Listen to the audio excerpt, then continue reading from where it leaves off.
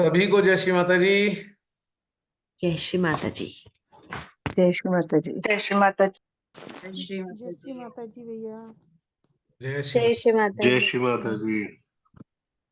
जय श्री माता जी। कैसे हैं आप सभी?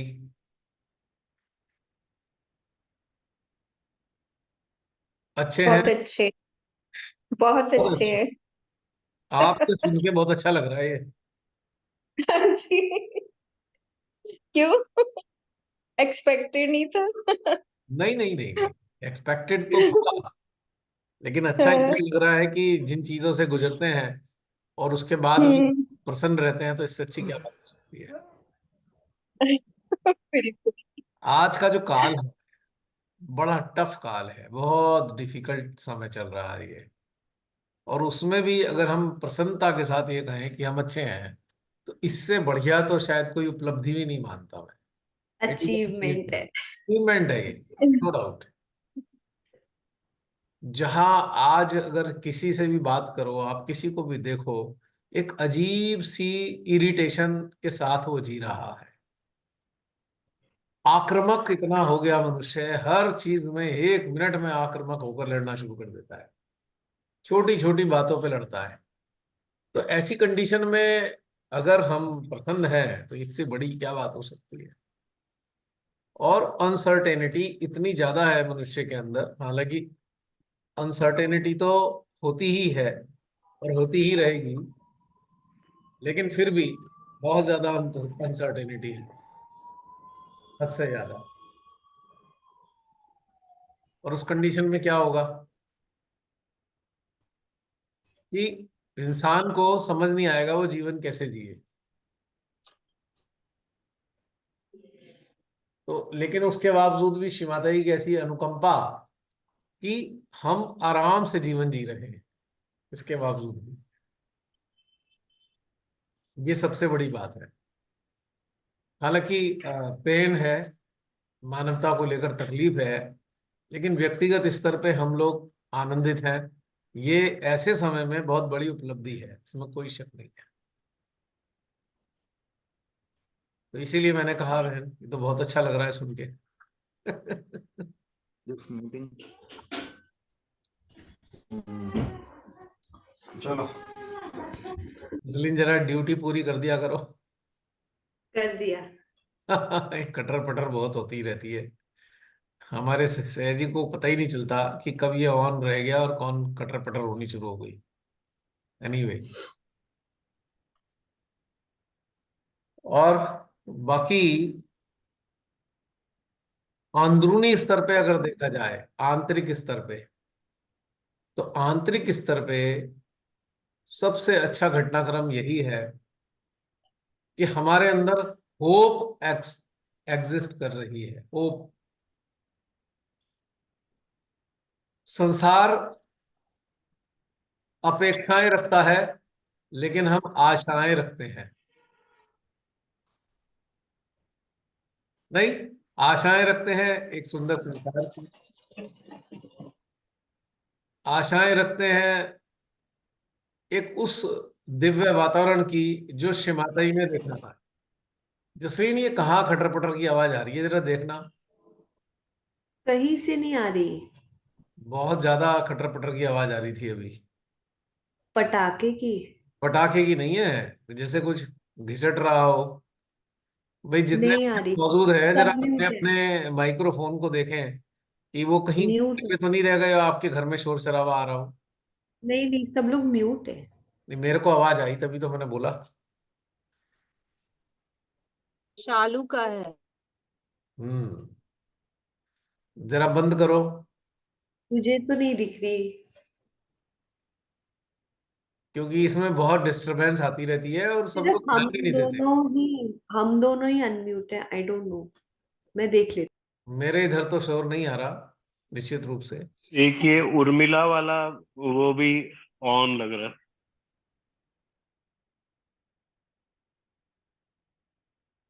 सब लोग जरा जिम्मेदारी से ध्यान रखा करें कि हमारे घर में अगर कोई बातचीत चल रही है या शोर चल रहा है, तो थोड़ा उसे माइक को म्यूट कर दें तो बहुत अच्छा होगा। तो मैं क्या बोल रहा था, विषय क्या चल रहा था? इस खटर पटर में। होप होप होप के बारे में। है होप। आशा। कि हम आशा रखते हैं और लोग अपेक्षा रखते हैं। अपेक्षाएं पूरी नहीं होती तो इरिटेट हो जाते हैं। अब चूंकि आशा रखी हुई है वो तो भगवान से है, अब उनकी मर्जी है। अपेक्षा भगवान से नहीं रखता कोई भी, मनुष्य से रखता है। भगवान से आशा रखता है। और आशा में एक अंतर्निहित एक स्वीकृति होती है। प्रभु आशा तो हम रखते हैं, पर आपकी मर्जी, जैसा चाहे कर लेना। और अपेक्षाओं में कंडीशन है। तू मेरा दोस्त है, तू मेरा भाई है, तू मेरी माता है, तू मेरा पिता है, तू मेरी चाची नानी पता नहीं क्या क्या क्या। और फिर पूरी नहीं हो रही अपेक्षा तो बस दुख हो रहा है, चिड़चिड़ाहट हो रही है, खुंदक आ रही है, गुस्सा आ रहा है। नहीं, कितनी सारी मुसीबतें अपेक्षाओं के साथ जुड़ी हुई हैं। आशा में कितना सुकून शांति और आनंद है। मजा आ जाता है आशा में देख के। बस शांत भाई, ठीक है प्रभु, आप आशा का पर्यायवाची हो। You are the synonym of hope, because you have created this word, and this word look at you, that you will do always good. You will do whatever is beneficial for human. ये आशाएं हमारे भीतर ये संदेशा देती रहती हैं। Border पे बंकर में बैठे हुए जवान जिस वक्त गोलीबारी चल रही होती है, गोले गिर रहे होते हैं, मिसाइल छूट रहे होते हैं, बंकर में बैठे जवान आशान्वित होते हैं कि हम जीतेंगे, हम फतह करेंगे, हम दुश्मन को मिटा देंगे। यही आशाएं उनको विषमतम परिस्थितियों में, विकटतम परिस्थितियों में भी आशान्वित रखती हैं। एक खास बात है अपेक्षाओं और आशाओं में। अपेक्षाएं हमेशा कैलकुलेशन, माइंड की कैलकुलेशन पर आधारित होती हैं, और आशाएं हमेशा परमेश्वर की इच्छा पर आधारित होती हैं। अब परमेश्वर को कोई कैलकुलेट नहीं कर सकता, इसलिए कोई इरिटेशन भी नहीं होती। प्रभु हमने अपना काम कर दिया, बाकी आप देख लेना। और अपेक्षा है, देखो मैं ये कर रहा हूं तुम्हारे लिए, तुम्हें मेरे से ये करना होगा मेरे लिए। ये अपेक्षाएं हैं। तो बस यहीं खिंच गई तलवारें। मैंने तेरे लिए ज्यादा किया, तूने मेरे लिए कम किया, तलवारें खिंची हुई हैं। देख मैंने तेरे लिए क्या क्या किया, कैलकुलेट कर रखा है, हिसाब बना रखा है डायरी में पूरा क्या क्या किया। और उन क्या क्या किए हुए पे पूरी की पूरी एक पूरी वार हो गई है, कोल्ड वार चल रही है। हाँ, शब्दों की वार चल रही है, व्यवहार की वार चल रही है। सारा संसार अपेक्षाओं का मारा।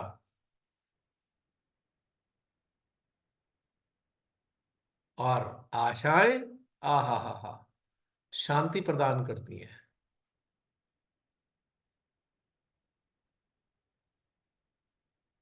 अक्सर देखा गया है गंभीरतम बीमारियों से गुजरते हुए जो मरीज हैं वो जीवित रहने की आशा रखते हैं, और कई बार उनकी आशाएं पूर्ण भी हो जाती हैं। सब जगह से कह दिया गया तुम नहीं बचोगे, फिर भी उसके हृदय में एक उम्मीद है, एक आशा है, एक होप है। प्रभु क्या पता तुम मुझे बचा दो, कितना इंटरेस्टिंग है आशाओं पे आधारित जीना जीना। अपेक्षाएं, अपेक्षाओं के बुलबुले, अपेक्षाओं के बुलबुले अनेकों विचारों के रूप में माइंड से फूटते ही रहते हैं, लगातार रिलीज होते रहते हैं अपेक्षाओं के बुलबुले।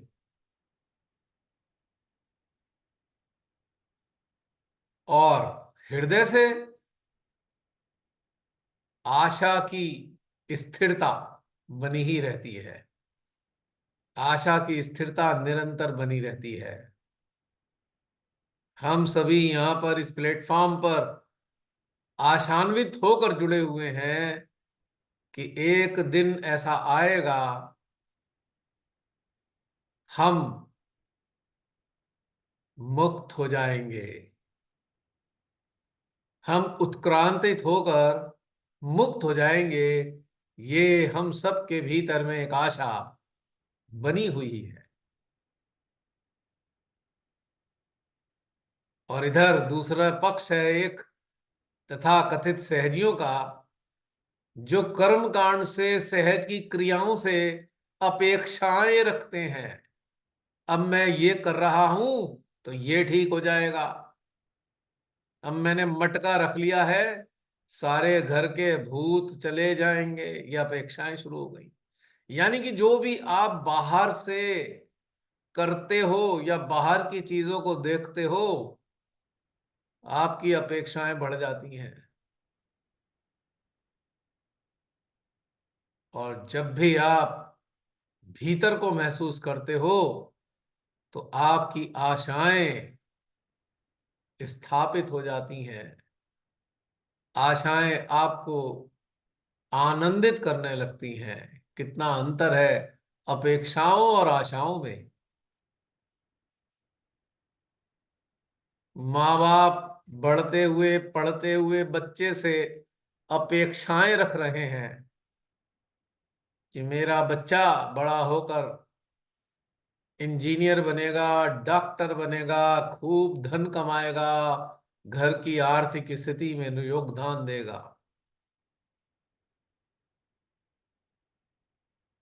और गलती से बच्चा नहीं कर पाता ऐसा, तो माँ बाप हताश हो जाते हैं, निराश हो जाते हैं। नहीं। और एक दूसरा पक्ष है, वो पक्ष है चिड़िया का।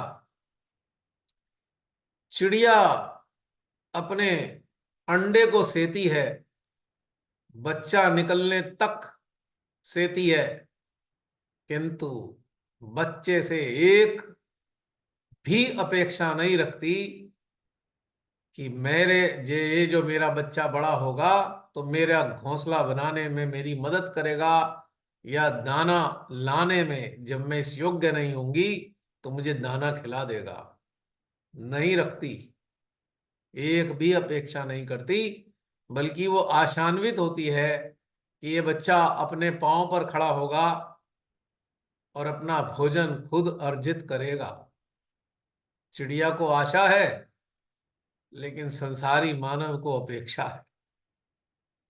तो क्या हमारी चेतना चिड़िया की चेतना से भी निम्न अवस्था में पहुंच गई? कितनी तकलीफ दे बात है अगर ये समझे तो, कि मानव की चेतना इतनी निम्न कि चिड़िया से भी नीचे। चिड़िया छोटी सी प्राणी हर रोज सूरज की किरण के साथ या प्रभात के समय में आशान्वित है कि मैं आज जहां भी जाऊंगी मेरे को मेरा दाना मिल जाएगा।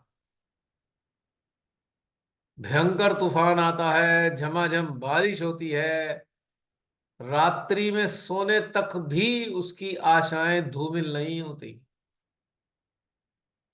उसे अब भी आशा है, धुंधलका हो गया है लेकिन फिर भी वो आशान्वित है कि कोई बात नहीं, इधर रात भी हो गई फिर भी आशान्वित है, कोई नहीं, कल तो दाना मिलेगा।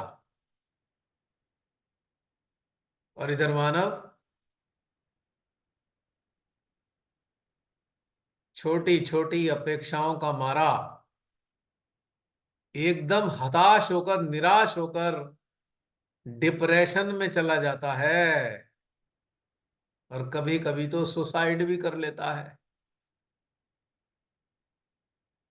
कितनी बड़ी चेतना मानव की और कितनी छोटी चेतना चिड़िया की। किंतु अफसोस कि मानव की चेतना एक चिड़िया से भी गई बीती साबित होती है। हाँ, नींबू प्रिया, दे दी। ये नींबू।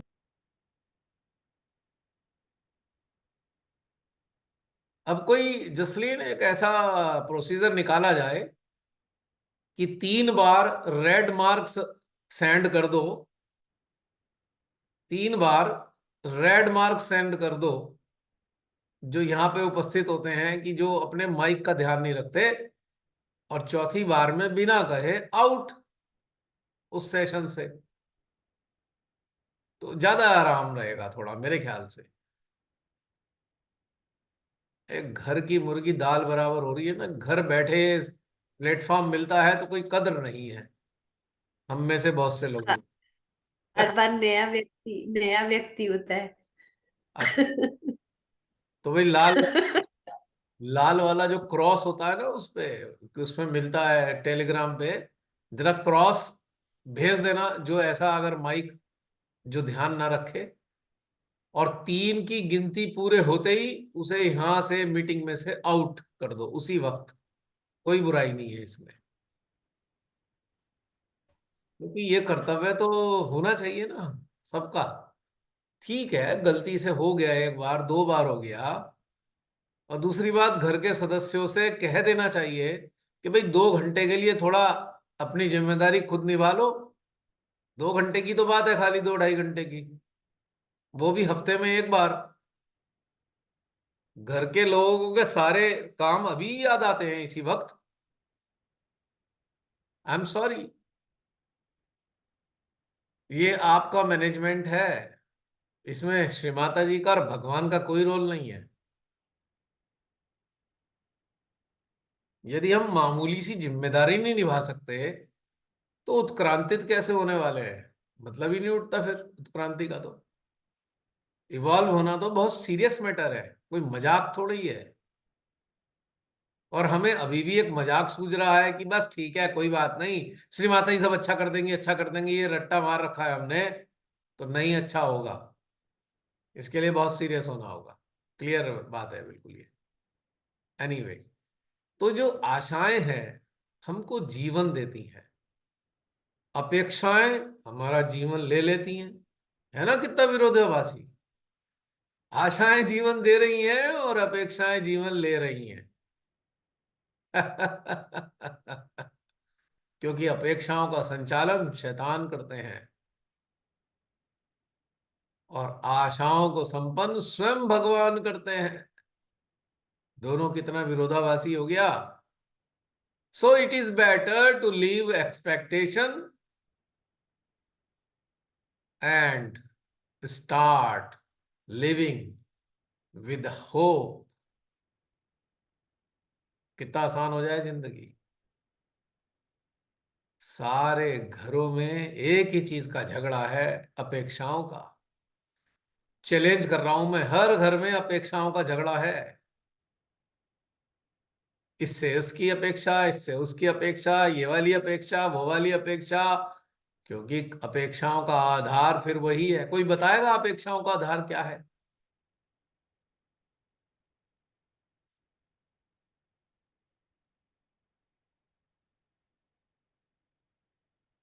What is the basis of, प्रतिअहंकार, व्हाट इज द प्रतिअहंकार, सुपर ईगो, कंडीशनिंग या संस्कार। हाँ, अटैचमेंट। बहन ने बिल्कुल सही बताया, संस्कार। वो जो जड़ों में संस्कार पड़े हुए हैं ना, यही अपेक्षाओं के जन्मदाता हैं। संस्कारों की फ्यूम, संस्कारों की फ्यूम अपेक्षा रूपी बदबू को फैला रही है।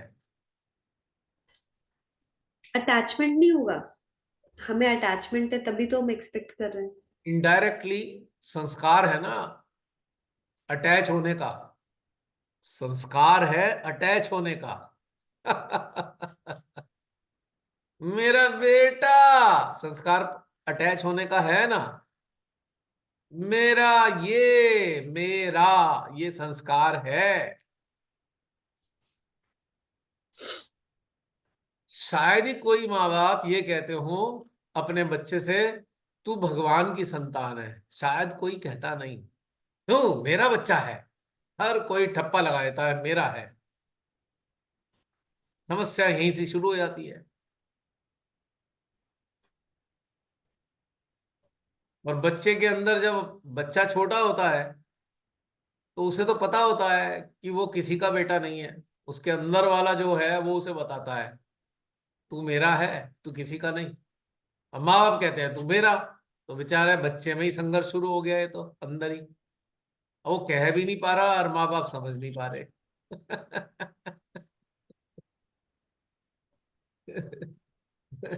अगर कभी आप देखो गौर से बच्चों को, बच्चे आपके पास केवल तभी नजदीक आएंगे जब उन्हें कोई चीज की आवश्यकता होगी, यानी कि उनकी कोई नैसर्गिक आवश्यकता है तो उनको ही पता है यहां से मेरी वो पूरी चीज हो जाएगी। पर अगर बच्चे की इच्छा के बारे में आप देखो कि भाई तू मेरे मेरी बात मानेगा, वो कहेगा नहीं, क्योंकि उसके अंदर वाला जो है वो उसकी बात मान के चल रहा है।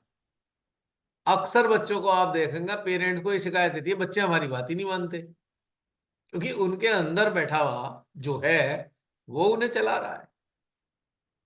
वो माँ बाप की कंडीशन से पगी हुई, जैसे रसगुल्ला चाशनी में डूबा होता है ना, चाशनी में भरा होता है रसगुल्ला, ऐसे ही माँ बाप कंडीशनिंग में डूबे होते हैं। तो बच्चा कंडीशनिंग में डूबे हुए माँ बाप की बात कैसे मानेगा भला, क्योंकि उसे तो गाइड करने वाला उसके अंदर बैठा है। नहीं, अब माँ बाप को इधर टेंशन हो जाती है, अरे हमारा बच्चा हमारी बात नहीं मान रहा। तो बच्चा है कहाँ हमारा? बच्चा तो उसी का है जिसने दिया है हमें। हमारी क्यों मानेगा? वो तो उसकी मानेगा जब तक बच्चा रहेगा। बड़ा होने के बाद उसकी ये स्मृति धूमिल होने लगेगी, फिर मजबूरी में उसे आपकी बात माननी पड़ेगी। नहीं,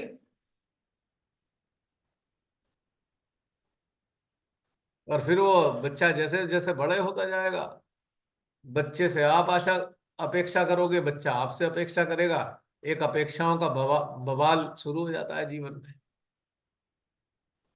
और फिर इसी में घर्षण शुरू हो गया, खींचातान, टग ऑफ वार। कई बार घर घर की स्थिति देख के मुझे इतनी हंसी आती है। चारों तरफ मैं भी उसी का हिस्सा हूँ, ऐसा नहीं है कि मैं कोई स्पेशल हूँ। पर अपने चारों तरफ भी बड़ा मजा आता है देख के, ऐसी खींचातानी, ऐसी रस्साकशी चल रही है ना, बिना बात की, कोई लेना नहीं देना नहीं, फिर भी रस्साकशी चल रही है। और इसी से क्या तैयार हो रहा है बताओ? इन सब बातों से क्या पैदा होता है, कोई बताएगा?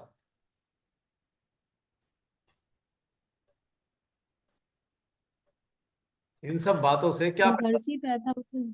है? संघर्ष ही चलता रहता है घर पे।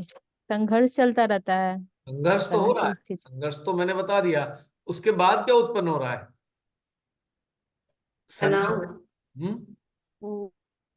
तनाव तनाव। तनाव। तनाव से मतलब क्या पैदा हो रहा है?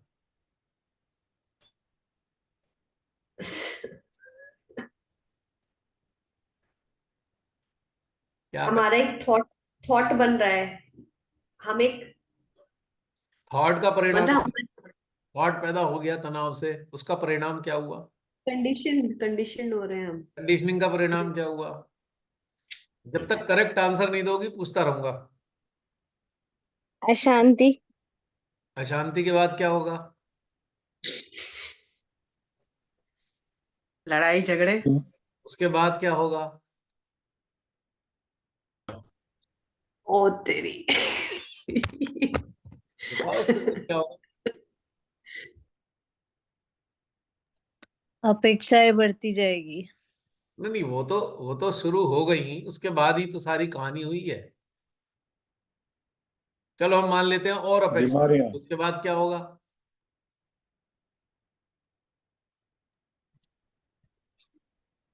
बस यही चलता रहेगा। नहीं कभी ना खत्म नहीं नहीं होने वाला नहीं नहीं संघर्ष। नहीं नहीं, दुख, आप। दुख ही है भैया। उसका हाँ अंत तो दुख से ही होगा। दुख होगा भैया, अरे दुख। भाई विभोर, मजा जीवन आ में दुख जाता आएगा। तुम्हारी बात सुन के मुझे। अरे पहले ही बोल देते दुख पैदा होगा तो इतनी लंबी यात्रा नहीं करनी पड़ती। और दुख के बाद क्या होता है। निराशा। नहीं नहीं, वो तो होली, उसके बाद ही वो दुख भी। होता है। दुख के बाद क्या होगा।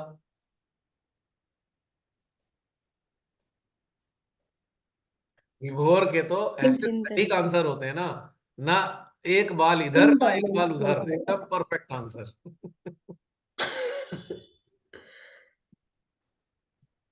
दुख के फिर बाद क्या होता डिस्कनेक्ट है। हो जाएंगे ना, फिर डिस्कनेक्ट हो जाएंगे। ना ना, वो तो डिस्कनेक्टेड थे तभी तो ये सब हो रहा था। अगर कनेक्टेड होते तो हम्म। ये सब होता ही नहीं। दुख के बाद हाथ में आएगा कटोरा, चाहे वो चांदी का आए, चाहे वो सोने का आए, चाहे वो लोहे का आए, चाहे एल्युमिनियम का आए, कटोरा हाथ में आ जाएगा तुरंत दुख के बाद। आएगा नहीं आएगा। और इस कटोरे के लिए कि हम कभी मंदिर में जाएंगे, कभी किसी बाबा के पास जाएंगे, नहीं। और श्री माता जी के सामने जाने से भी कटोरा लेके कोई गुरेज नहीं करते। अफसोस की बात यह है, श्री माता जी कहती हैं तुम्हें मैंने सिंहासन पे बैठाया, और हमारे महान महान सहजी कटोरा लेके पहुंच जाते हैं उनके पास। ना अफसोस होता होगा ना श्री माता जी को कि मैंने तो इन्हें राजा बनाया, कटोरा लेके क्यों बैठे हैं भाई। तो कटोरा हाथ में आ जाता है, फिर क्या होता है बेचारा, हमारी तो किस्मत बड़ी खराब है। फिर ये कहानी शुरू होगी। एक दुखी आत्मा दूसरी दुखी आत्मा को अपने किस्से सुना रहा होता है, नहीं। कभी ये वाला किस्सा, कभी वो वाला किस्सा, कभी वो वाला।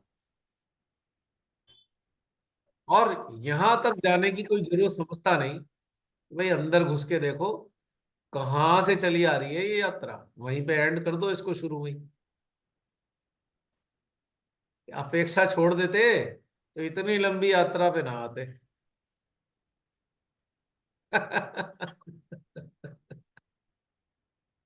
नहीं,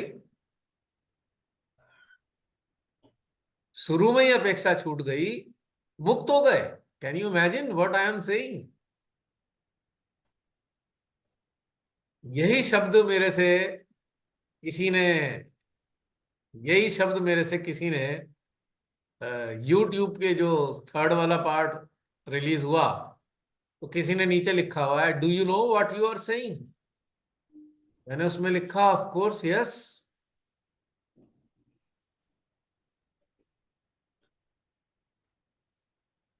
तो अभी मैं कह रहा हूं you know what I am saying, कि सारी चीजों की जननी, इतनी यात्रा की जर्नी,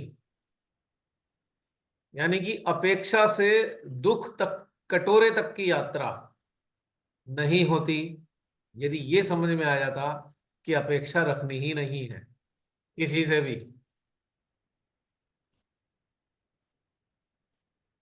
बल्कि जिसने हमें जन्म दिया उसकी तरफ देखते हुए आशान्वित रहना है कि जो ये करते हैं वो ठीक ही करते हैं। चाहे गर्दन पे तलवार हो और 2 मिनट बाद गर्दन कट जानी हो, तब भी ये भाव हृदय में होना चाहिए कि ये जो करते हैं वो ठीक ही करते हैं, ये आशान्वित होना चाहिए। तो अपेक्षा से कटोरे तक की यात्रा नहीं होती, समस्या ही खत्म हो जाती सारी। लेकिन ये जो अपेक्षाओं का सिलसिला निरंतर मल्टीप्लाई हो रहा है। मैं इसको चेन रिएक्शन कहता हूं, चेन रिएक्शन ऑफ एक्सपेक्टेशन। हर बार अपेक्षा से जो दूसरी चीज पैदा होती है वो मल्टीप्लाई होकर दूसरे फॉर्म में हो जाती है, फिर तीसरे फॉर्म में हो जाती है, फिर चौथे फॉर्म में हो जाती है।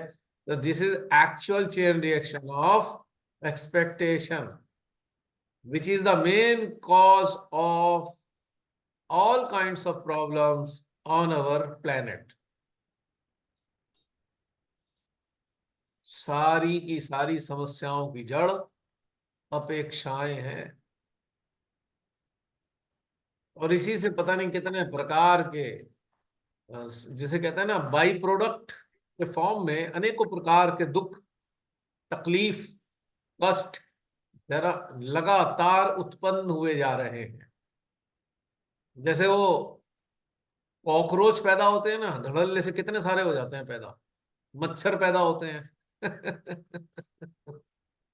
ऐसे ही ये अपेक्षाओं से इतनी सारी तादाद में इतनी सारी खराब खराब चीजें धड़ाधड़ पैदा हो रही हैं, डेली पैदा हो रही हैं, एवरी डे, एवरी मोमेंट। तो क्यों ना इस अपेक्षाओं की जो एक पैदावार है या अपेक्षाओं की जो बेल है, इसको पहले ही इसमें एसिड डाल दिया जाए, आशाओं का।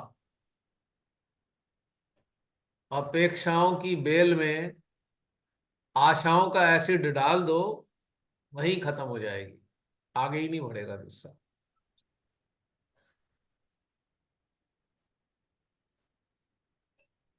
क्यों, कुछ जस्टिफाइड लगती है ये बात?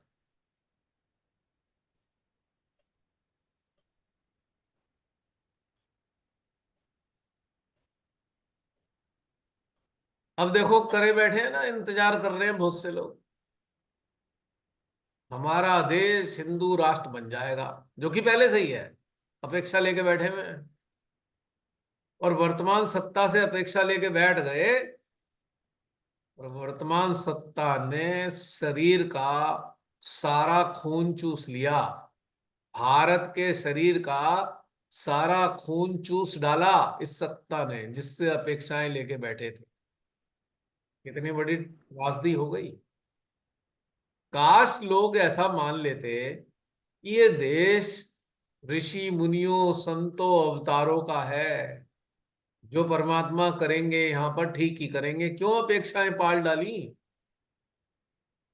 हाल कितना बुरा हो गया, देख लीजिए आप खुद ही।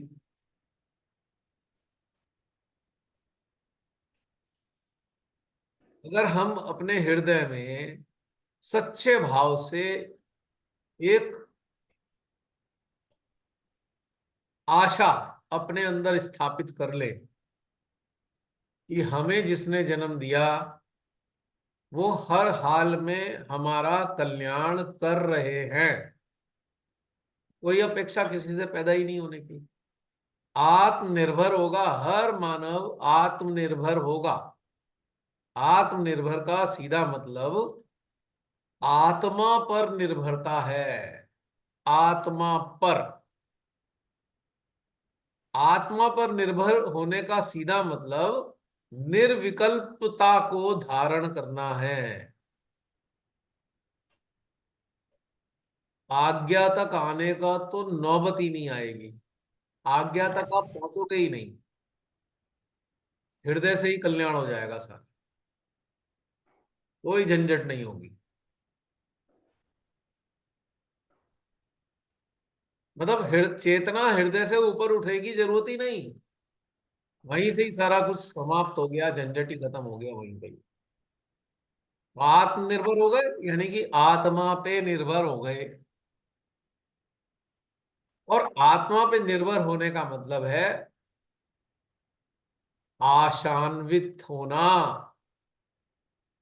आशाएं आत्मा का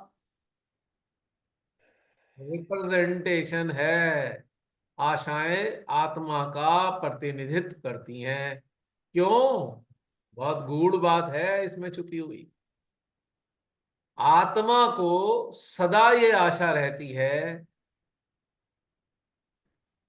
कि तू एक बार पुनः अपने स्रोत से मिल जाएगी। इतनी स्ट्रॉन्ग आशाएं हैं उसके अंदर, और आशाएं वहीं से हमारे अंदर स्थापित होती हैं, क्योंकि आत्मा का आधार ही आशा है। और वो आशा क्यों करती है आत्मा? क्योंकि उसे पता है कि तू तो परम सत्ता का अंश है, और एक दिन ये मानव की चेतना इतनी उन्नत हो जाएगी कि तू, तेरी जो पृथकता है अपने स्रोत से, वो समाप्त हो जाएगी। ये आशा लेकर हमारी आत्मा पता नहीं कितने युगों से हमारा साथ देती आ रही है। युग युगांतर से ये आत्मा आशान्वित है, युग युगांतर से। और इसी के कारण हमारे भीतर में आशाओं का प्रादुर्भाव समय समय पर होता रहता है।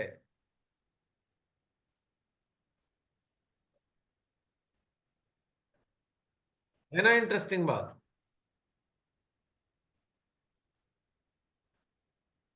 मतलब हमारी आत्मा इतना आशान्वित है कि एक दिन अपने स्रोत से मिल जाएगी। अब समझ में आया श्री माता जी ने कुंडली क्यों उठाई।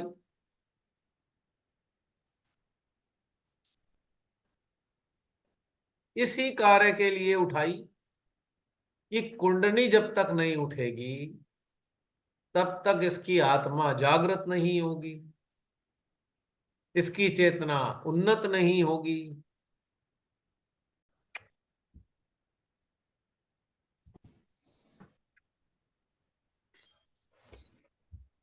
तो हम कह रहे थे कि अब समझ में आया श्री माता जी ने कुंडली क्यों उठाई, ताकि आत्मा प्रकाशित हो, चेतना उन्नत हो। और चेतना उन्नत होने के बाद में मानव अपेक्षाओं का त्याग कर देगा और आशा के साथ अपना जीवन शुरू कर देगा।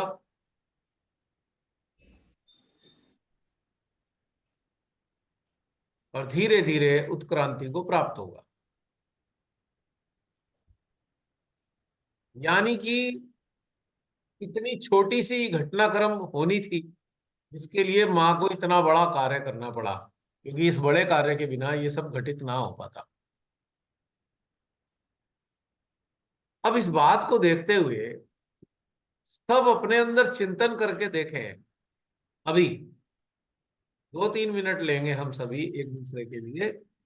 2-3 मिनट तक कनेक्टेड स्टेट में तो हो ही, अपने भीतर में उतरकर ईमानदारी के साथ, बहुत ऑनेस्टी के साथ अपने अंदर झांकेंगे कि हम किस किस प्रकार की अपेक्षाएं अभी भी हम करते हैं। 2-3 मिनट के लिए जरा एक निरीक्षण हो जाए अंदर का, बड़ा अच्छा लगेगा। भ्रम भी दूर होंगे कुछ। हमने ये मान लिया, मान लो कि भैया हम तो बड़ी अच्छी कंडीशन में आ गए हैं, तो वो भी क्लियर हो जाएगा अभी कि आ गए हैं या नहीं आए हैं, इसी से पता लग जाएगा।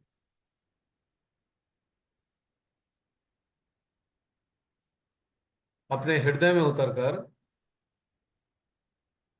जरा एक दृश्य देखते हैं, कौन कौन सी अपेक्षाएं लेकर हम अभी भी जी रहे हैं, और अपेक्षाओं के साथ क्या कुछ आशाएं भी जुड़ी हुई हैं हमारी चेतना से।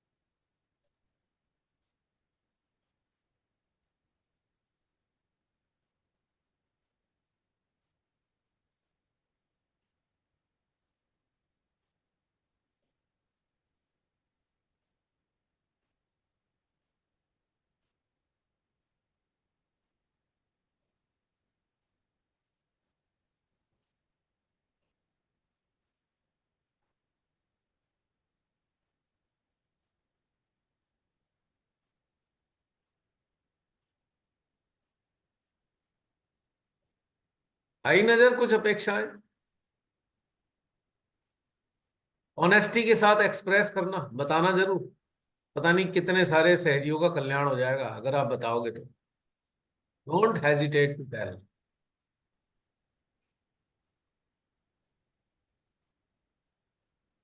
और कितने प्रकार की अपेक्षाएं ये भी बताना, कैसी कैसी अपेक्षाएं हैं हमारे अंदर। कोई बताएगा या मैं नाम लेना शुरू करूं?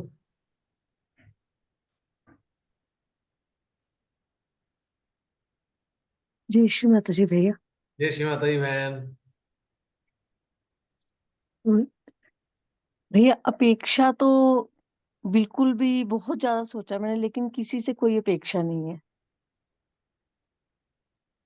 और आशा कुछ क्या भी है? नहीं है, किसी से नहीं, ना बच्चों से, ना ही कोई फैमिली मेंबर से, ना किसी से, ना ही किसी थर्ड पर्सन से, ना ही किसी दुनिया में किसी से। तो बहुत लेकिन सुंदर। जब आशाओं पे किया ना, तो आशाएं बस ये हैं कि जो हमारे देश में इतना कुछ हो रहा है, जो लोगों के साथ बुरा हो रहा है, जो लोग इतने परेशान हैं, जो इतनी बुरी कंडीशन इस टाइम है, बस वो ठीक हो जाए, ये आशा है और नहीं। बहुत सुंदर। ब्यूटीफुल। और कोई बताइए। और ये बिल्कुल सही है। जी जी जी, और कोई बताइए। जी।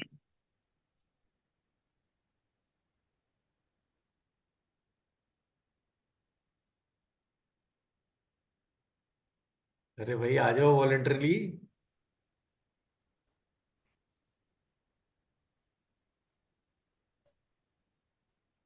जय श्री माता जी भैया। जय श्री माता जी। भैया बिल्कुल जीरो है, अब इच्छाएं बिल्कुल जीरो है। किसी भी चीज की अब इच्छाएं नहीं है, ना कोई रिश्तेदारी के, ना अपने घर परिवार की, किसी मतलब किसी से भी नहीं है। जीरो है बिल्कुल। अपने लिए अपेक्षाएं जीरो है, बिल्कुल भी जीरो। और बस देश के लिए, और जो देश देश में जो चीजें हो रही है उसके लिए यही परमात्मा से आशा है अंदर अंतरात्मा में कि कुछ ना कुछ अच्छा जरूर करेंगे, और हमें अच्छी चीजें देखने सुनने को हमारा कान और आंख तरस रहा है, वो चीज पूरा हो, यही आशाएं हैं मन के अंदर। और बाकी चीजों का तो, अपेक्षाओं का तो बिल्कुल बिल्कुल जीरो है। जो बहुत बढ़िया बात है। बहुत बढ़िया। और तीसरे नंबर पे कौन बताने जा रहा है? जय श्री माता जी। जय श्री माता जी। भैया थोड़ी तो अपेक्षाएं, मतलब अभी मेरे पास में जो भी हुए घटनाक्रम, उसमें हमने देखा कि जैसे हम्म। सोसाइटी को चेंज भी करना है तो कुछ कर्म कांड जो भी चलते हैं, रिचुअल्स, तो उसके लिए भी हमने बोलने की कोशिश करी। और हमने एक्सपेक्ट थोड़ा किया कि सब लोग सपोर्ट करें, पर बिल्कुल ही नहीं करते।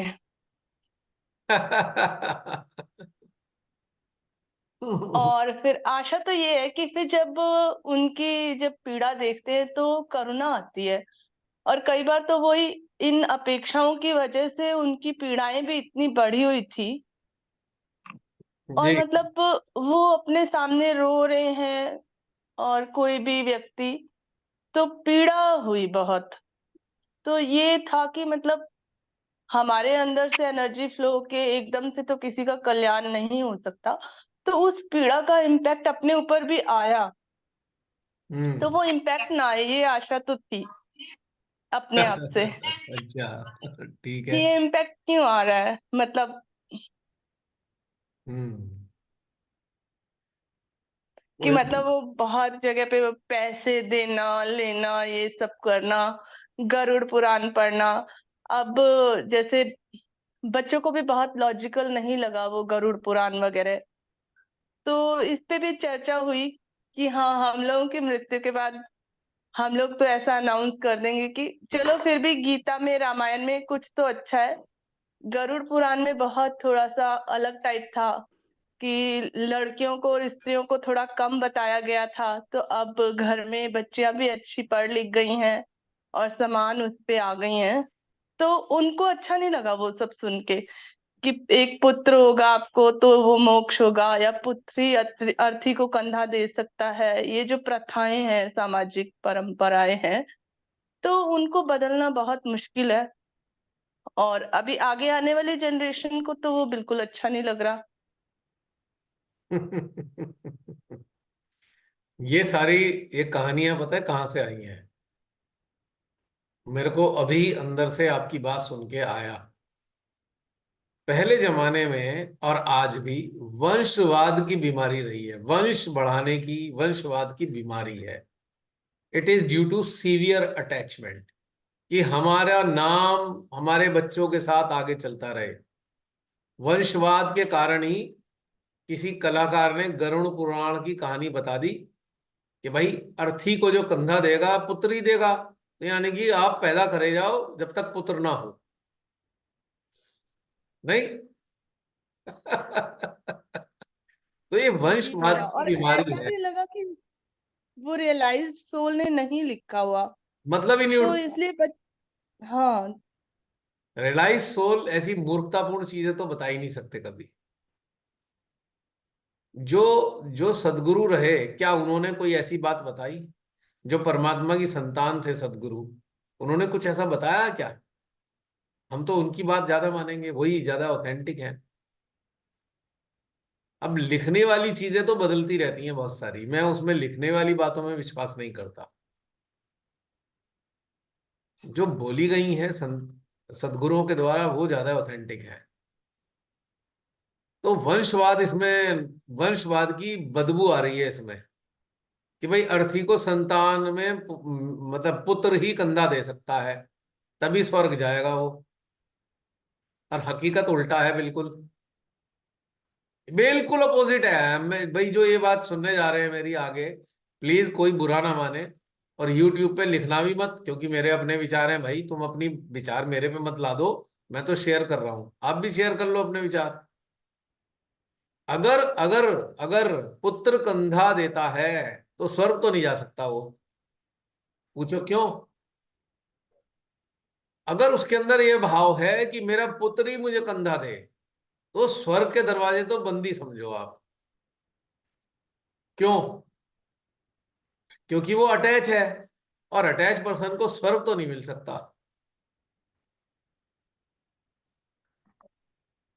अगर वो ये सोचे भैया पता नहीं मेरी मृत्यु कैसे करोगे भगवान, आप ही देख लेना, तो उसे कोई समस्या नहीं है। अब कंडीशन लगा दी ना कि पुत्र ही मेरी कंधा देगा तभी मेरा कुछ होगा भला, तो हो गया काम खराब, वहीं से ही नर्क के दरवाजे खुल गए। यानी कि अटैचमेंट लेकर मरा है कोई, तो वो जाएगा कहाँ? वो तो यहीं रहेगा किसी ना किसी रूप में अपने पुत्र के पास। जैसे वो मक्खी भिनभिनाती है ना कूड़े के ढेर पे, ऐसी जीवात्मा उसकी अपने संसार में कहीं ना कहीं रिश्तेदारों में पुत्र के आसपास ही भिनभिनाती फिरेगी उसकी, क्योंकि उसने तो कंडीशन लगा दी। नहीं। और पुत्री अगर किसी को कंधा दे दे, पुत्री, तो चूंकि एक आम धारणा यह है कि पुत्री जो है पराई होती है, यानी कि उसके पास अटैचमेंट नहीं है पुत्री के लिए, तो पुत्री अगर कंधा देगी तो उसे जरूर स्वर्ग मिल जाएगा, क्योंकि उसे कोई इच्छा नहीं होगी। मेरी अपनी मान्यता है ये। अब कोई इस बात को बुरा माने भला माने या अपने हिसाब से सोच ले, पर मैं जो बोल रहा हूं ये ऐसे ही नहीं बोल रहा हूं, पूरा चिंतन करके बोल रहा हूं। क्योंकि पुत्री को पराया माना जाता है समाज में, पुत्री पराई होती है। पुत्री अपने दूसरे घर जाएगी, और पुत्री को अगर कंधा देना पड़ रहा है, अब चूंकि उसे पुत्री से ज्यादा मोह नहीं है, पुत्र से ज्यादा मोह है वंशवाद के लिए। और होता भी क्या है कि वो पुत्र के घर में कई बार तो उसकी संतान के रूप में जन्म लेके आ भी जाता है। वो अक्सर देखा है मैंने, ये लक्षण सिम्टम्स नजर आते हैं सारे वही वाले। अच्छा। और हमारे घर के मतलब कुछ लोग कह भी देंगे, अरे यार ये तो बुजुर्ग आ गया दोबारा वापस, बड़ी मुश्किल से तो भेजा था, फिर आ लिया ये तो। क्योंकि क्योंकि भयंकर वाला अटैचमेंट है ना, क्योंकि मैं कैसे छोड़ के जाऊं अपना घर। और पुत्री चूंकि दूसरे घर जाती है, तो उसे तो चूंकि दूसरे घर से कोई अटैचमेंट नहीं है, तो इसलिए स्वर्ग जाने के चांसेस पुत्री के कंधे पे ज्यादा है। पुत्र के कंधे पे तो सारे चांसेस खत्म हो जाते हैं। वो बात अलग है कि पुत्र रियलाइज्ड अगर है तो बात अलग है। किसी का पुत्र ही अगर आत्म साक्षात्कारी है और चेतना उसकी विकसित है, मतलब उसकी चेतना उन्नत है, तो संभावना है कि वो उसका जो रास्ता है स्वर्ग की तरफ को हो सकता है। क्योंकि पुत्र ऐसे काम करेगा जिससे कम से कम उसे नरक में तो नहीं जाना पड़ेगा, एटलीस्ट कोशिश तो करेगा ना, घर का वातावरण ऐसे बना के रखेगा। तो ये शिल्पा बहन बड़ी अजीबोगरीब कहानी है। पिछली बार नहीं कहा था मैंने कि भैया वो गरुड़ पुराण सुन सुन के परेशान हो गई जीवात्मा, कि भाई अब तो हर बार मरता हूं और हर बार ही गरुड़ पुराण सुनना पड़ता है, कोई और कहानी सुना दिया करो भाई। तो वही की वही गरुड़ पुराण ही चल रहा है अभी तक, तो पता नहीं कब से चलाए जाएंगे और कब तक चलाएंगे पता नहीं। और कई बार तो जीवात्मा बोर होकर कि गरुड़ पुराण ना सुनना पड़े, किसी और धर्म के लोगों में पैदा हो जाती है वो, कि भैया गरुड़ पुराण दोबारा नहीं सुनना चाहता, अब की बार मैं किसी और फैमिली में पैदा होऊंगा, अब कुछ और सुनना चाहता हूं मैं। नहीं, अब बहुत से बिल्कुल होते सही। हमने तो अनाउंस कर दिया मत पढ़ना हमारे उस पे। मैंने तो अपनी विश डिक्लेयर करी दी थी चंद्रशिला पीक पर खड़े होकर, अगर आपको याद हो, मैंने डिक्लेयर कर दिया था ना कि भाई अगर मैं पहाड़ों में मृत्यु हुई तो मुझे यहां मत लाना मेरे शरीर को, वहीं अंदर पहाड़ों की गोद में सुला देना, और लकड़ी वकड़ी दाह संस्कार करने का टेंशन मत पालना, उसकी जरूरत नहीं है पहाड़ों में, देवस्थान है वहां, इन सब लफड़ोबाजी की कोई जरूरत नहीं होती। दूसरी चीज, अगर शहर में मृत्यु होती है तो मैंने उसका भी कारण बता दिया था, भाई पीछे जगह है थोड़ी सी, घर के पीछे गड्ढा खोदना, सुला देना आराम से शांति से, ऐसे ही कुछ मत करना। और ज्यादा अगर बोलने का दिल करे तो ओम का उच्चारण कर लेना बस, और कुछ नहीं चाहिए। ओम जो है यूनिवर्सल रिदम है, this is the music of the whole universe. Om. तो उस ओम के रिदम के साथ अगर शरीर धरती माता के गर्भ में समाएगा तो एक ताल, एक लय मिल जाएगी। बाकी किसी मुंह से कुछ निकालने की जरूरत नहीं सिवाय ओम के, क्योंकि ओम ही आदि है और ओम ही अनंत है, इसके अलावा कुछ कहने सुनने की जरूरत नहीं है। अब सहज ही कहेंगे भाई श्री माता जी का मंत्र ले लो, यार श्री माता जी के मंत्र के पहले भी तो ओम ही है ना। ओम त्वमेव साक्षात, तो ओम पहले ही है, यानी कि श्री माता जी ने भी ओम को प्राथमिकता दी है। तो हम तो और कट शॉर्ट कर देंगे, याद रखने की सारे मंत्र की जरूरत नहीं, ओम खाली कह दो काम हो जाएगा। और जीवात्मा को भी बड़ा सुकून मिलेगा जाते जाते, कि इस ओम नाम के जो उच्चारण होंगे उसकी जो एक रिदम होगी, उस रिदम को पकड़कर जीवात्मा प्यार से अपने शरीर से दूर हो जाएगी आसानी के साथ में। क्योंकि बस वो यही सुनना चाहती है जीवात्मा, कोई पुराण उराण नहीं सुनना चाहती। किसी को पता ही नहीं है ये बात कि उसे पुराण उराण और कहानियां सुनने का कोई शौक नहीं है जीवात्मा को। बस इस ओम की ध्वनि को सुनकर वो बहुत प्रसन्न होती है। अरे जीवित रहते ही प्रसन्न होती है तो मरते हुए भी तो प्रसन्न होगी ना। बिल्कुल भैया, ये ना मुझे सपने में भी आया। अभी 2-3 दिन पहले मैंने कुछ बहनों के साथ शेयर भी किया था अच्छा। कि जैसे मैंने कहा मरने का अभ्यास तो आपने कराया, वो तो हमने अपने लिए कर रखा था, लेकिन मुझे सपना जो आया उसमें ये आया कि अपने किसी नियर एंड डियर की डेथ हो गई है और वहां पे हम बैठे हैं पास में। कोई ऐसी जगह थी जहां पर सब लोग ऐसे एक एक डेड बॉडी और उसके साथ एक एक, और सबको लिखना था कुछ कि अब आप लिखो। तो सब तो बहुत फटाफट लिखे जा रहे थे और मैं तो श्री माता जी का ही ध्यान आया और मैंने कहा मैं तो कुछ लिख नहीं पा रही, मुझे तो शब्द ही नहीं मिल रहे। और बस ये एक ओम ही निकला मेरे मन से, और वहां सबको कोन दिए गए थे कि वो पेंटिंग का कोन था और उससे लिखना था कुछ। तो बस सिर्फ सबने तो बहुत बड़ा बड़ा लिखा, मैंने सिर्फ एक ओम लिखा, मुझे वही समझ में आया। तो एक्चुअली मैंने कहा ये एक अभ्यास सपने में हुआ। अब देखो ना, ओम ही तो उद्गम है इस संसार का। ओम के उच्चारण की ध्वनि के बाद ही सारे देवी देवताओं को बनाया गया। ओम की ध्वनि के साथ ही, बिग बैंग के साथ ही 3 महादेवियां और 3 महादेव उत्पन्न हुए, और उन 6 ने मिलकर पूरी संसार की पूरा संसार नहीं, पूरी इस ब्रह्मांड की रचना की, पूरी व्यवस्था की। 33 करोड़ देवता बनाए गए इस सारी चीज को संचालित करने के लिए। तो जब उद्गमी ओम है तो समापन भी ओम है। क्या फर्क पड़ता है? काश ऐसा हो। बहुत से डॉक्टर मेरी बात अगर कहीं सुन लें, तो जहां डिलीवरी हो रही होती है, डिलीवरी रूम में बहुत हल्की आवाज में ओम का जो उच्चारण है, अगर वो लगा दे एक चिप में, तो जो डिलीवरी के समय जो जीवात्मा उसको सुनेगी, उसको सारा चीजों से बड़ा सुकून और चैन मिलेगा। और जो मृत्यु वाली स्थिति में पेशेंट आ गए हो, उनके लिए भी ओम का उच्चारण लगा दिया जाए बहुत हल्की धीमी आवाज में, ग्रेविटी हो जिस वाले ओम के उच्चारण में, वो बड़ा आसान हो जाएगा उनके लिए। बड़ा सुकून मिलता है, बहुत ताकत है इसमें, क्योंकि पूरी ऊर्जा का स्रोत ओम अपने साथ लेकर चल रहा है, पूरी ऊर्जा का। अब देखिए श्री माता जी ने, अब वो तो मां जाने उन्होंने क्यों लगाया ओम, अपने मंत्रों से पहले क्यों लगाया, वो तो वही जाने। मैं उनकी बातों का कोई एक्सप्लेन करने की हैसियत नहीं रखता।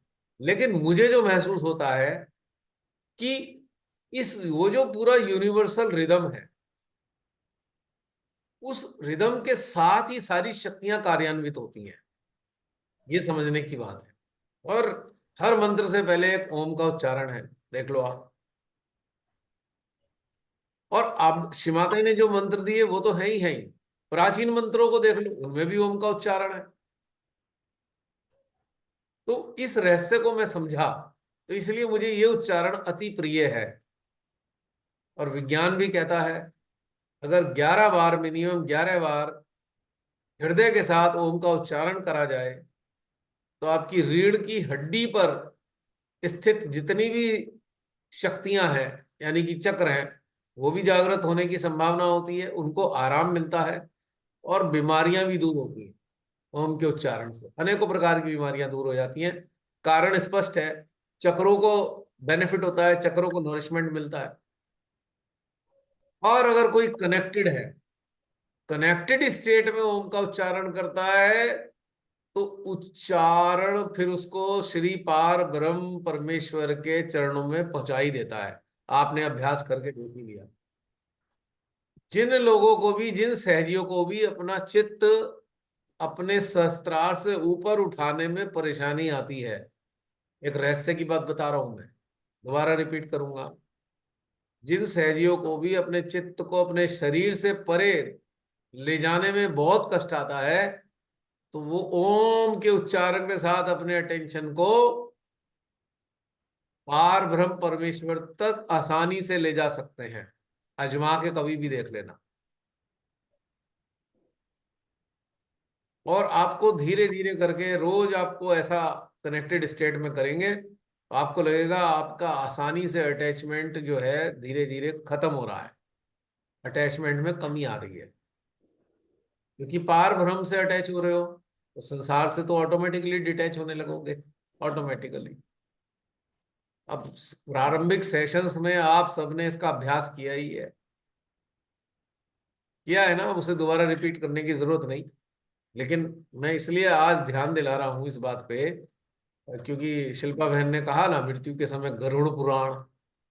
अरे सारा झंझट छोड़ के जितने भी वहां पे लोग बैठे हैं, यदि गरुड़ पुराण की जगह उस डिपार्टिंग सोल को याद करते हुए 5 मिनट ओम का उच्चारण कर लेंगे तो उसे इतना आराम मिल जाएगा, इतना चैन मिल जाएगा जिसकी कोई लिमिट नहीं है। और उसके घर में पितृदोष भी कभी नहीं होगा। पितृदोष भी नहीं हो सकता उसके घर में आसानी से, क्योंकि जाती हुई चेतना जो सोल है वो छूट जाएगी।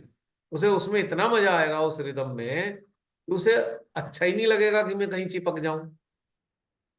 तो उसके साथ उसका आनंद आ जाएगा, उसको मुक्ति की अनुभूति होगी।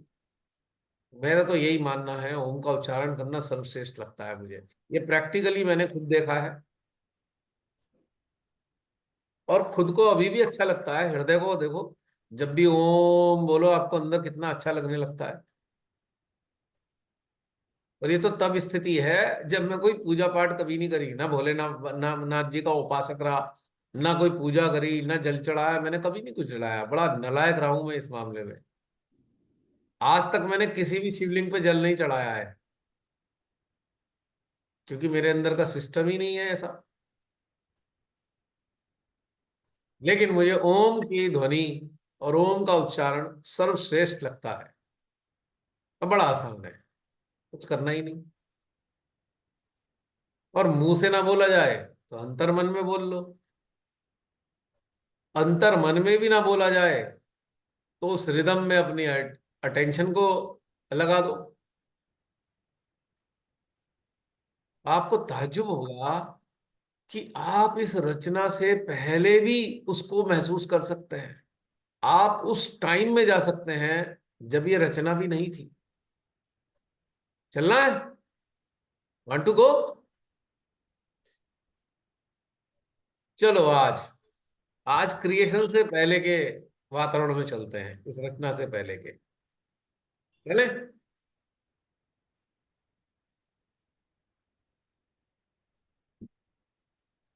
बिना बोले, बोलेंगे नहीं, उच्चारण नहीं करेंगे। 5 मिनट के लिए आप सभी फोकस करें।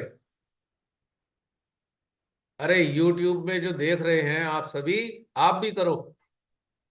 भले ही ये वीडियो आपको 8 महीने बाद मिल रही है, लेकिन 8 महीने का अंतर आपको बिल्कुल भी नजर नहीं आने वाला। आपको लगेगा आप अभी में वर्तमान में ही हो और पूरी सामूहिकता के साथ हो। बिग बैंग के टाइम में पहुंचते हैं, जरा जरा टाइम ट्रेवल करते हैं। सौयों युग पूर्व, हजारों, लाखों, करोड़ों वर्ष पूर्व अपनी चेतना को हम ले जाएंगे बिग बैंग वाले टाइम में। जब कोई रचना नहीं है, कुछ नहीं है। हम ले जा क्यों सकते हैं ये भी कारण मैं बता रहा हूं।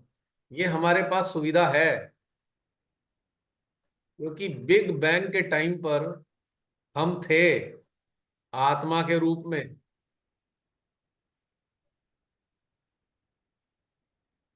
उस परम सत्ता के अंश के रूप में हम वहां थे, इसलिए हम आसानी से अभी भी पहुंच सकते हैं वहां।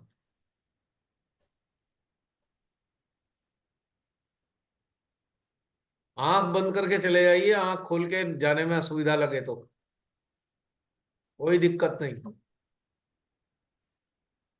द टाइम जोन ऑफ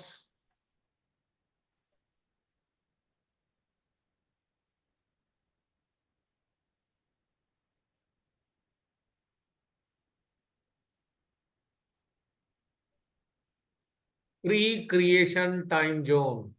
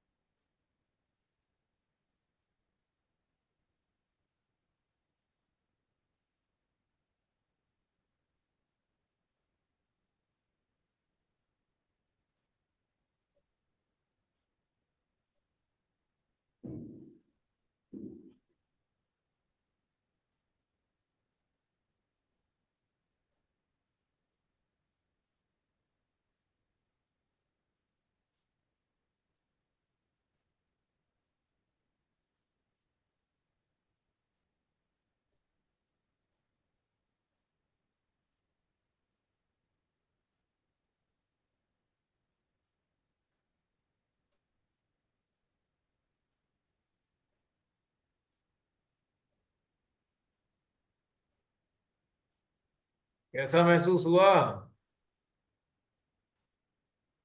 बहुत ठंडा ठंडा, और सहस्रार से बहुत ऊपर तक जा रही थी एनर्जी। बहुत हाइट, अच्छी हाइट थी। भैया मुझे तो पता क्या लग रहा था, जी। एक ऐसे जोन में पहुंच गए हैं जब इतना सुकून ही सुकून है, इतनी शांति, ग्रेविटी भी नहीं है, मतलब जमीन ही फील हो रही थी मुझे। ऐसे लग रहा था कि हम तैर रहे हैं और उसमें से वापस आने का मन नहीं था, ऐसे मुझे फील हो रहा था। वो मुझे पता है, मैं जबरदस्ती घसीट के लाया हूँ, अच्छा, बातें भी करनी है थोड़ी सी। ऐसा फीलिंग था जैसे कि आप शरीर में, तो शरीर का आभास ही खत्म हो गया था कुछ देर के लिए। और मतलब सोल का भी आभास मिट गया, मुझे ऐसा लगा कुछ नहीं बचा था। एक्चुअल में बहुत शून्यता का परम सीमा जैसे छुआ हो। और एक चीज थी कि हार्ट में इतनी फ्रिक्वेंसी, हार्ट सहस्त्रार में बहुत सुंदर एनर्जी का अलग ही फ्लो चल रहा था। जब आभास किया खुद को, तो उस टाइम में ये महसूस हुआ एनर्जी का फ्लो। और नहीं तो एकदम मतलब परम शून्यता, शून्यता से भी ऊपर जो कि परम शून्यता को फील किया, फ्लोटिंग। बहुत सुंदर था। बिल्कुल अलग अलग ही आभास, अलग ही एहसास, इतना दिन से सब कुछ करने के बाद बहुत सुंदर एहसास। अभी भी मन वही लगा है है। भैया, अभी भी, जी बहन। अभी भी वही है। हम्म। और बहुत ही कोई सुंदर भैया, जैसे ना शरीर को कुछ किरणें छू रही थी, जैसे सूर्य की किरणें पड़ती है जब हम सूर्य के सामने खड़े होते हैं, तो सूर्य सूर्य की किरणें जो हमारे ऊपर आती है, ऐसे किरणें टच कर रही थी, वो यूनिवर्स से टच हो रही थी, और ऐसे आनंद में डूब गए बिल्कुल। स्थूल पता नहीं कहाँ है ही नहीं, कुछ भी नहीं, बिल्कुल वहीं मतलब समा गए बिल्कुल। बहुत ही आनंद, बहुत ही सुंदर स्थिति हो गई, बहुत ही सुंदर। और कोई शेयर करेगा? जय श्री माता जी भैया। जय श्री माता जी। बिल्कुल ऐसे महसूस हो रहा था जैसे खुद का तो अस्तित्व बिल्कुल महसूस नहीं हो रहा था। जैसी चेतना वहां से जुड़ी, तो ऐसे लग रहा था जैसे एक प्रकाश पुंज है, हॉरिजेंटल और मतलब अलग अलग तरह के, और हम एक प्रकाश के कण के बराबर हैं। हम्म। बस उसी में बहुत आनंद था, पूरा महाशून्यता थी। ऐसे बस वहीं पे ही चेतना, बहुत अच्छा लग रहा था। हाँ, मेरी एक रिक्वेस्ट है बहन। जैसे अभी आपने अपने टर्न आने पे जय श्री माता ही बोला, एक बार जय श्री माता जी हो गया सुबह शुरू में, बार बार की नीड नहीं है। हम उस जोन के अंदर हैं। हम्म। ये सेंटर वाला जो टेम्परामेंट है ना, जो आदत पड़ी हुई है, उसे हटाना होगा। इसकी जरूरत नहीं है बार बार हर कोई बोले, हर कोई जय श्री माता ही बोले, इसकी नीड नहीं है एक्चुअली। आज ठीक है। आप उसी उसी जोन के अंदर हैं, तो आपको इंडिकेट करने की जरूरत नहीं, सबका ध्यान सब उसी ध्यान में मौजूद है ऑलरेडी। जब हम शुरू शुरू में बोल देते हैं ना, एक बार जो भी बोल देते हैं, काफी होता है। मेरी बात का ठीक है। फील मत कीजिएगा, लेकिन मैं तथ्य की बात कर रहा हूँ। क्योंकि अज्ञानता एक सबसे बड़ा हमारा एक नीचे धकेलने का एक कारण है। बहुत से लोग सुन रहे होंगे, कहेंगे ये जैसी माता ही बोलने पे भी ऑब्जेक्शन है। नहीं, ऑब्जेक्शन नहीं है, पर तथ्य की बात समझनी चाहिए कि हम एक उस जोन के अंदर ऑलरेडी हैं।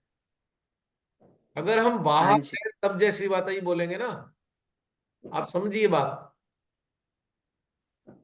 आप अगर घर के बाहर होगे तभी तो कुंडी खटखटाओगे। अब घर के अंदर भी कोई कुंडी बाहर जाके खटखटाएगा क्या?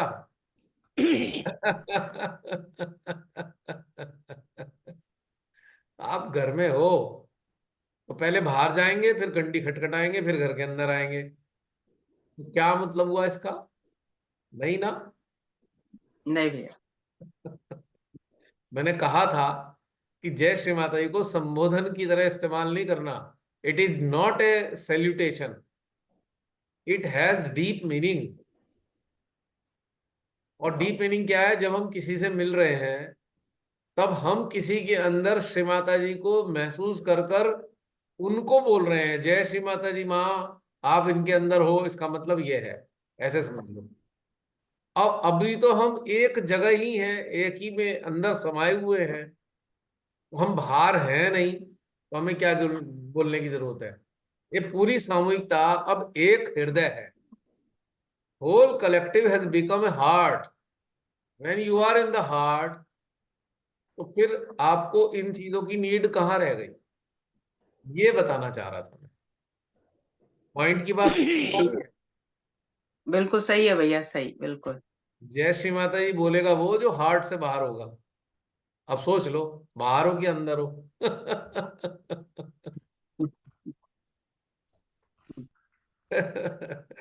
तो ये एक आदत बनाकर हम एक सैल्यूटेशन की तरह, नमस्कार, वालेकुम सलाम, प्रणाम, ये वाली कहानी जय श्री माता जी नहीं है। It has a very very deep meaning. और यहां पर जब शुरू में हम सब ने कहा जय श्री माता जी, तो हमने ये कहा कि पूरी सामूहिकता जो है उन सब के हृदय में श्री माता जी हैं। हे श्री माता जी, आपको नमन। सबके हृदय में समाई हुई माँ, आपको नमन। इसका मतलब ये है, this is not just like नमस्ते, प्रणाम, सत श्री अकाल। वैसे सत श्री अकाल का मतलब भी बहुत गहरा है, मतलब उसको हमें सैल्यूटेशन के रूप में नहीं लेना, वो भी बहुत गहरा है, बहुत गहरा है। सत श्री अकाल, इसका मतलब पता ही है ना आपको, कि जो अकाल पुरुष हैं वही सत्य हैं, बाकी सब झूठे। काल से परे, अकाल मतलब the person who is beyond time, वही सत्य है। सत श्री अकाल का मतलब ये है हाँ जी। एग्जिस्टेंस जो काल से परे है, बस वही सत्य है। जो काल में समाया है वो असत्य है, 100%, दैट इज ए मिथ। जो चीज काल के अंदर आ जाती है वो मिथ होती है, और काल से जो परे होती है वो सत्य होती है। तो इसका मतलब यह है सत्य श्री अकाल, एक ऐसी एग्जिस्टेंस श्रीधारी यानी कि शक्तिधारी, जो समय से परे है। नहीं,